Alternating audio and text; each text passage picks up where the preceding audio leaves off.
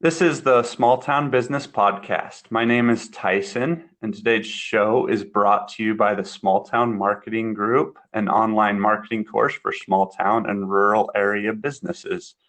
Today I'm chatting with Tana Hoffman from the Mountainist in Alpine, Wyoming. Welcome, Tana. Thanks so much for having me on, Tyson. Yeah, no problem. So tell me a little about the Mountainist and what you have going on in Alpine. Sure. So, Mountainist actually came from a need, I perceived a need for more women's content in outdoor adventure sports.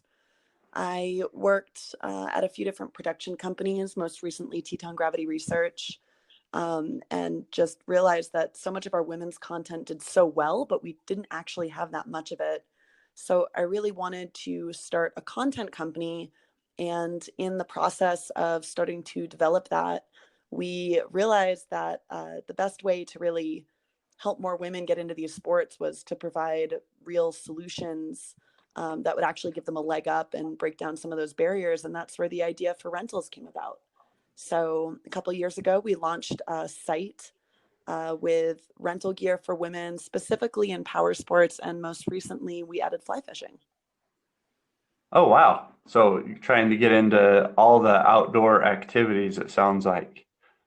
Yeah, I think that the filter for me was really just all of the sports that I had learned to do since I moved to Wyoming. I'm originally from New Hampshire. I like to say New Hampshire has a little bit of everything, but we don't actually have the best of anything. Uh, Yeah. but I, grew up skiing and surfing. And it wasn't until I moved out west that I was introduced to fly fishing and mountain biking and snowmobiling and dirt biking, all of those things that I just never really had access to on the coast.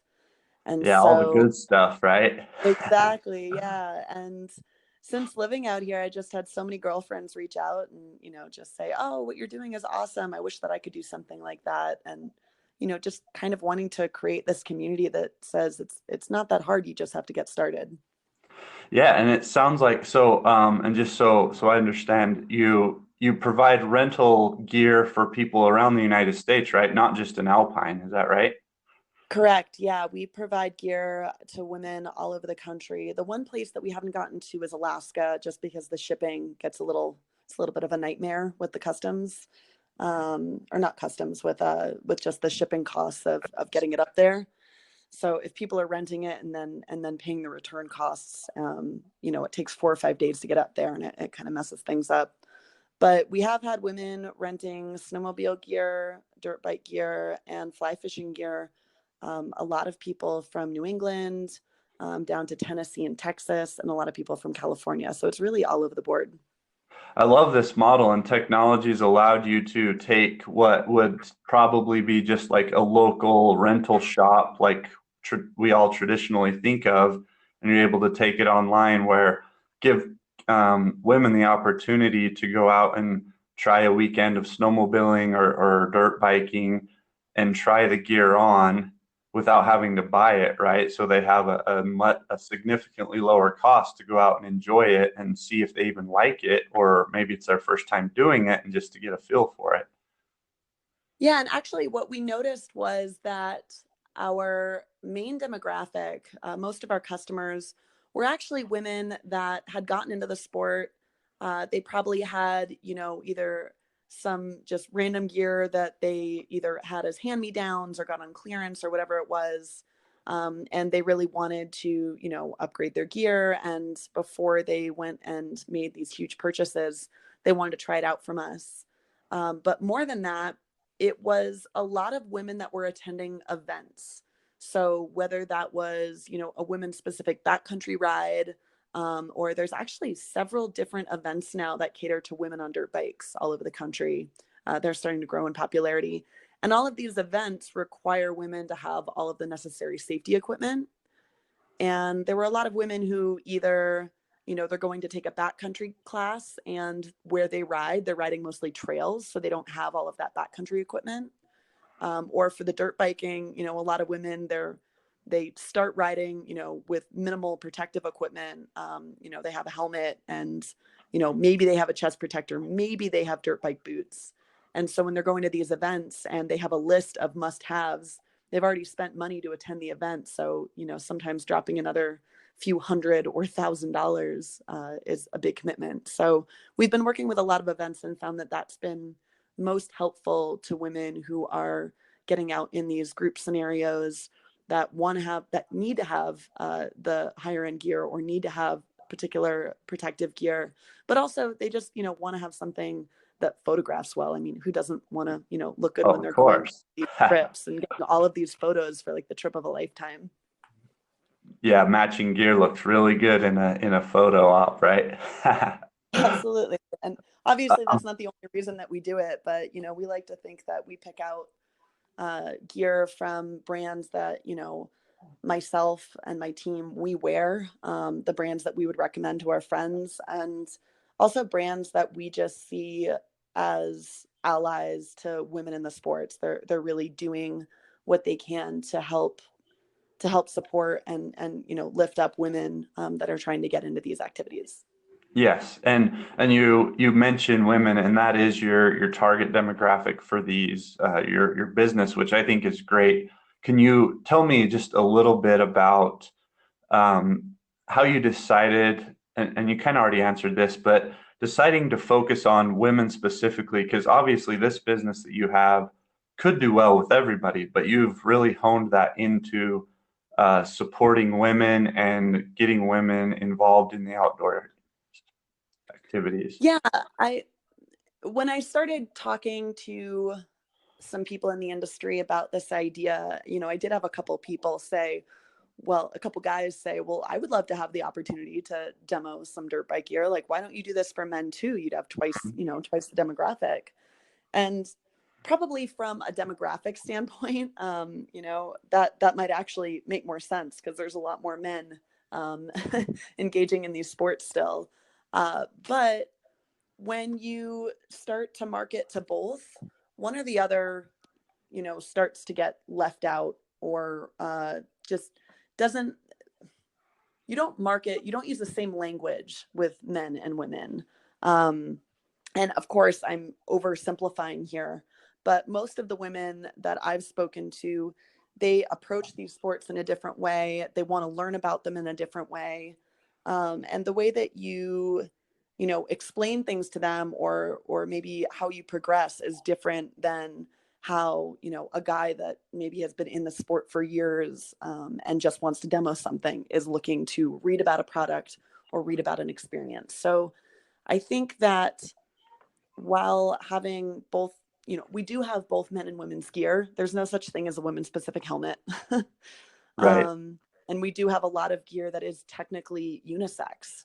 But we just tried to focus on, firstly, having gear in the sizes that we always had trouble finding it in. And not just sizes, but the fit, just finding gear that worked well for us from a functionality standpoint.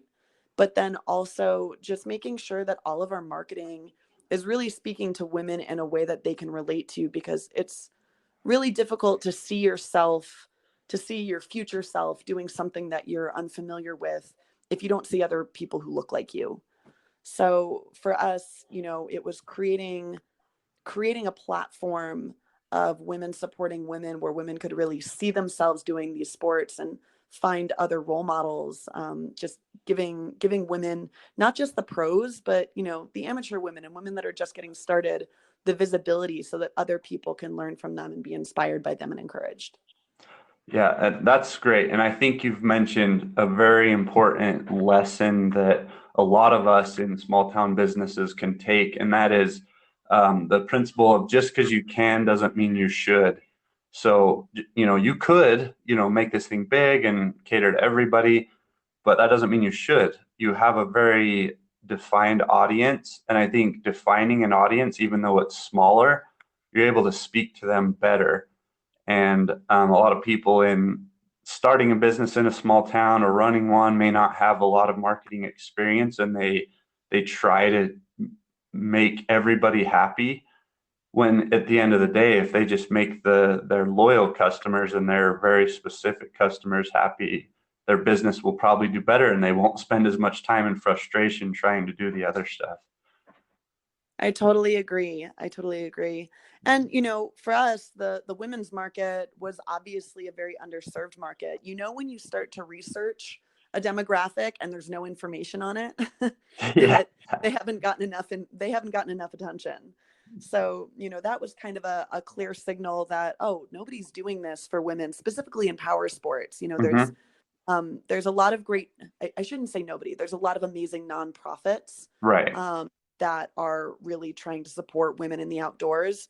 But as far as for profit, e-commerce businesses, I haven't seen that many that are saying we're just going to focus on women right now because, Hmm. you know, realistically, if you're looking at it from the big picture, that's not where the money is yet. But I think it could be. And, it doesn't mean that these women don't deserve to have someone in their corner. Right. And beyond that, I am not a pro rider by any means. Like I call myself, I'm like a mediocre athlete at best because I like to do all these different sports. So I've never actually taken the time to specialize in one or two. I really love to do them all. So I can't even really speak to, a lot of the pro riders, like the way that I would speak to them and market to them. I don't even probably have that expertise level to be able to engage in those conversations. I'm best engaging in conversations with women who are progressing, from the never have I ever to the beginner, to the intermediate.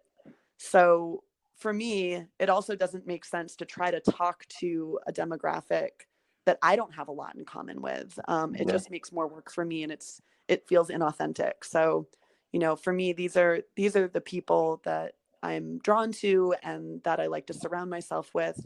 And it just makes it so much easier as a business owner to be able to talk to the people that, you already enjoy having in your network.